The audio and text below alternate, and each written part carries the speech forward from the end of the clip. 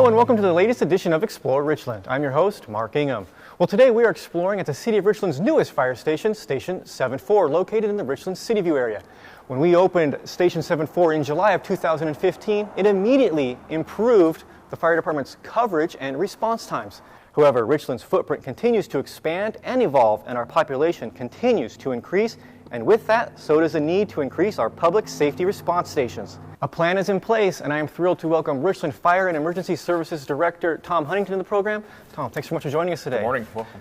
Now, the fire department's mission is to protect and enhance our quality of life, and the department does an amazing job of doing that, but challenges do arise.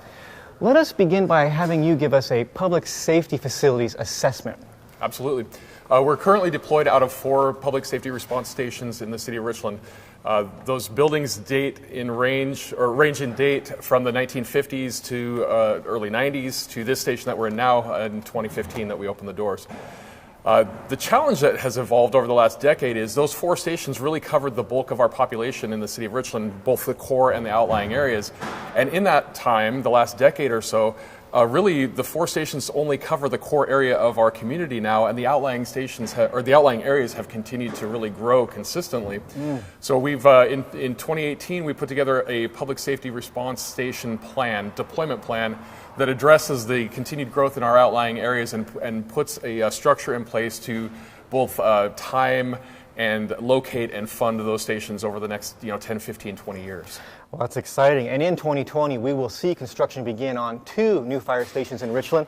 And first off, we're calling the new stations public safety response stations and not fire stations. Maybe why the name change? Yeah, it really reflects what we're already doing in terms of deployment of our facilities. 2 of our 4 stations currently have space programmed for police services. Really, we added that space in the construction primarily of this station and found out that we underplanned for the needs that the police department has.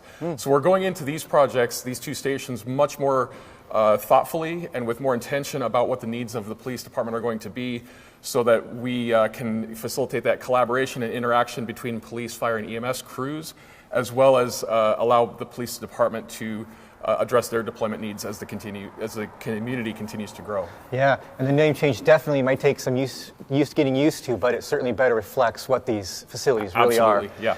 Now let's go ahead and have you talk about the plans for the Station 73 project. Absolutely. So the first station that we'll discuss is Station 73, currently located at McMurray and Jadwin.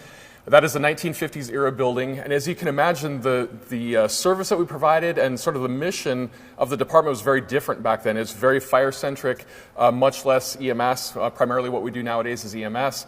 And the facility is built, although appropriately for the single crew that will continue, it's a very, very small facility. It's under programmed for the space that we need to provide modern services, both from a decontamination, storage, medical supply management, these kinds of things. So we've really outgrown the building, and as you can imagine, a building from the 1950s is just tired. It's worn out.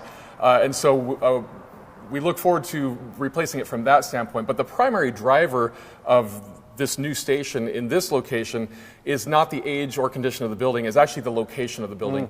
We'll actually move that station up the road about a quarter mile to the triangle at Jadwin 240. What that does is it puts the station on arterials in all directions, and it improves response times to northwest Richland, north central Richland, and actually back down into central Richland as well, along the bypass and back down onto Jadwin Avenue. So it really places that station in the best possible geographic location, and that's really what's driving this one. Great.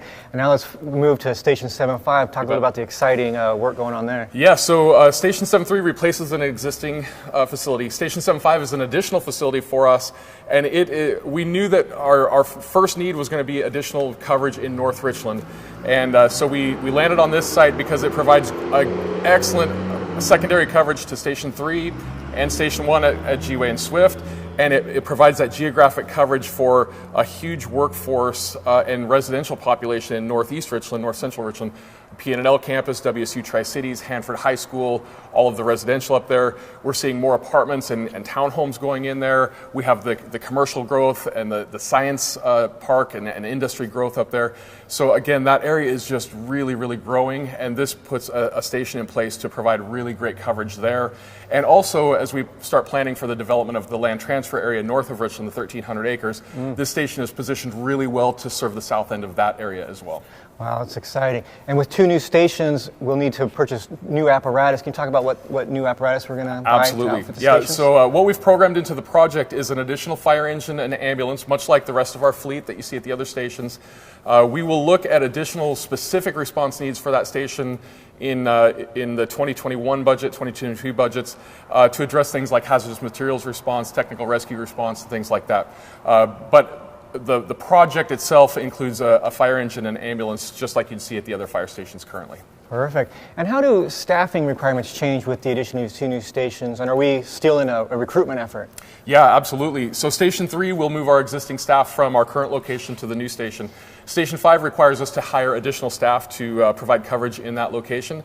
So the numbers that we hire for each station opening are 12 firefighters, and that allows us to spread them across 3 operational shifts. Those operational shifts run 24 hours per shift, and that allows us to provide uninterrupted service to the community, 24/7, 365. We have successfully hired half of the people that we need to hire to staff that station. We start our second round of recruiting this week, and over the next several months, we'll work on filling the remaining 7 positions that we need to fill to complete the staffing of that.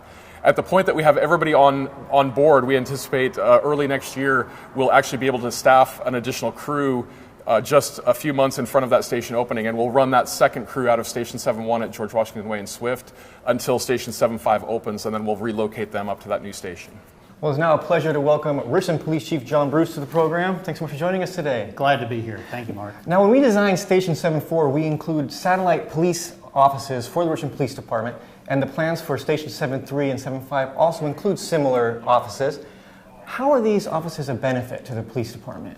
The benefit is the fact that these emergency stations are posted around the city, and as we build out, that it will keep officers in their assigned districts, much like the fire service does, and it will help improve response time.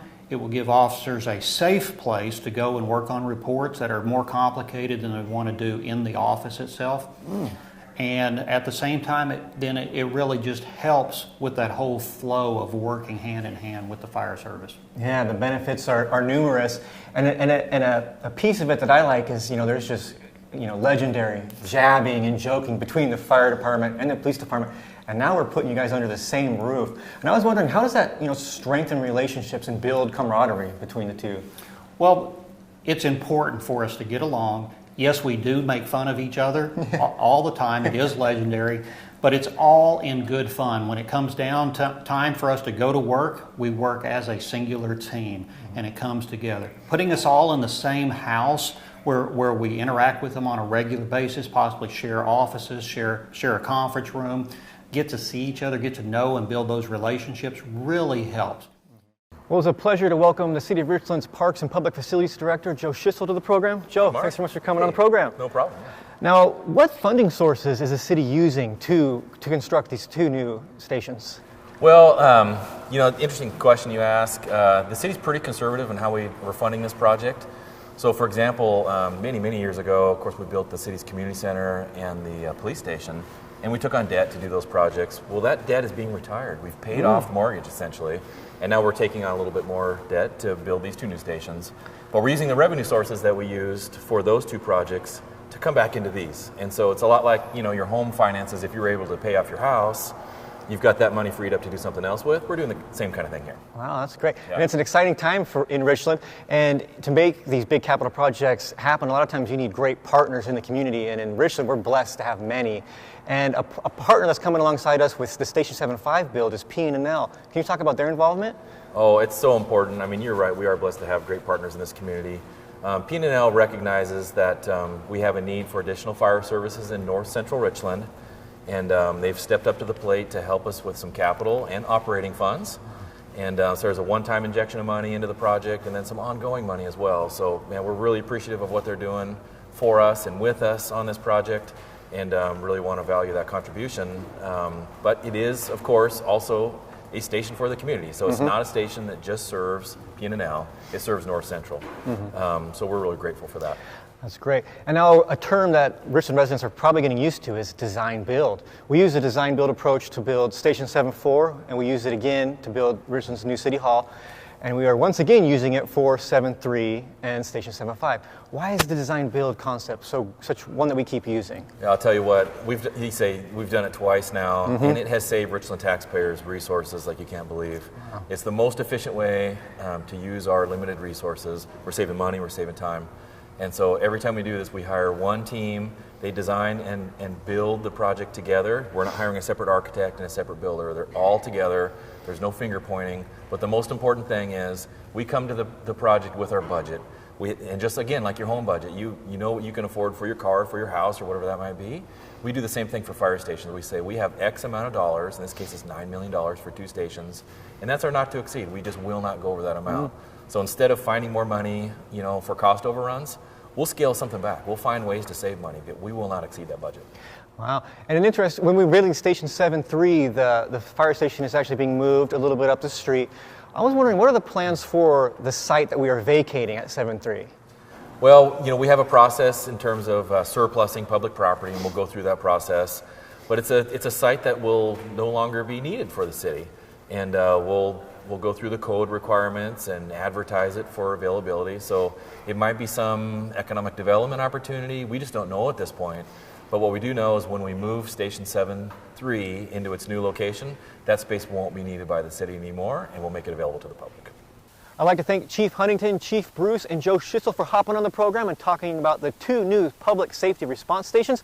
Now, if you would like more information on these stations, you can find it at the City of Richland's webpage at the link below. And don't forget, we are where you are. Find the City of Richland on all the popular social media platforms. Find us on Facebook, YouTube, Twitter, and Instagram.